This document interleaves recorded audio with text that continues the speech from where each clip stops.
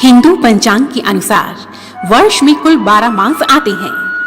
इन 12 मासों में से चातुर्मास अर्थात श्रावण, भाद्रपद, आश्विन और कार्तिक, इन चातुर्मास में से आने वाले कार्तिक मास को धर्म, अर्थ, काम और मोक्ष प्रदान करने वाला माना गया है।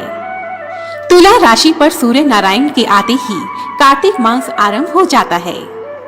स्कंद पुराण में कार्तिक मास की महिमा का गान करते हुए यह कहा गया है, मासा नाम कार्तिकेय श्रेष्ठो देवा नाम मधुसूदनय, अर्थात मासों में कार्तिक और देवताओं में भगवान विष्णु सर्वश्रेष्ठ देवता माने गए हैं। कार्तिक मास में ही भगवान विष्णु योग निद्रा से जागते हैं और इसी कारण सृष्टि में आनंद और कृपा की वर्षा आरंभ हो जाती है। इसी मास में माता लक्ष्मी धरती पर भ्रमण के लिए निकलती है और भक्तों को अपार धन प्रदान करती है। इस मास में धार्मिक और आध्यात्मिक ऊर्जा अपनी चरम सीमा पर होती है, जिस कारण इस मास में की गई पूजा, दान और भजन इत्यादि कई हजार गुना फल प्रदान करते हैं।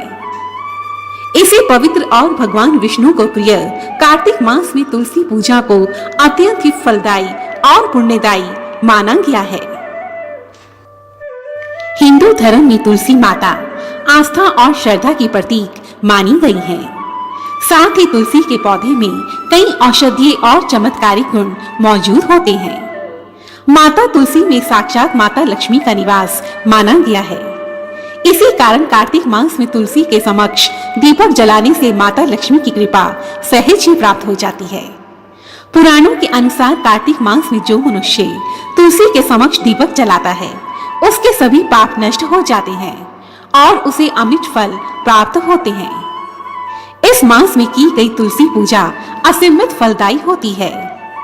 हिंदू ग्रंथों में कार्तिक मास की अमावस्या को तुलसी माता की जन्म तिथि माना गया है। इसी कारण इस पवित्र मास में तुलसी पूजन का विशेष महत्व है। कार्तिक मास में तुलसी नामाष्टक का पाठ करने और सुनने से 100 गुना फल प्राप्त होता है।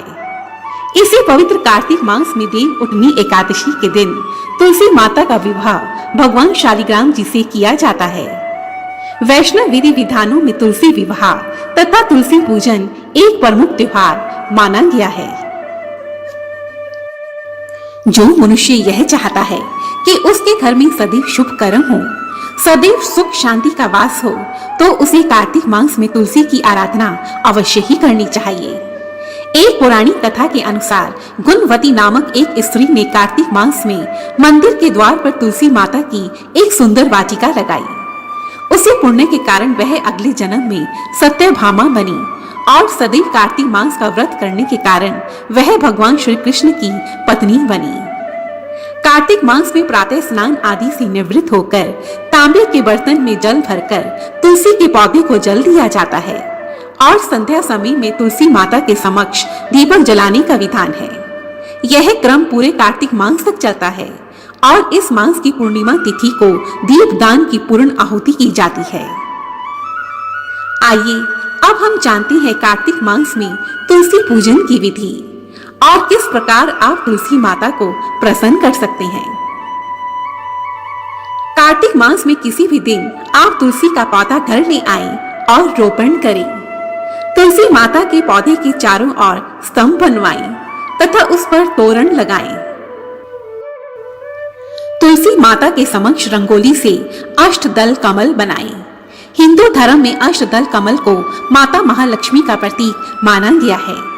जहाँ भी अष्टदल कमल होता है, वहाँ सुख, संपत्ति, पैसा, वैभव और सुख शांति स्वयं ही खींची चली आती है। प्रत्येक सुबह शुद्ध वस्त्र पहनकर तांबे के लोटे से तुलसी माता को जल अर्पित करें।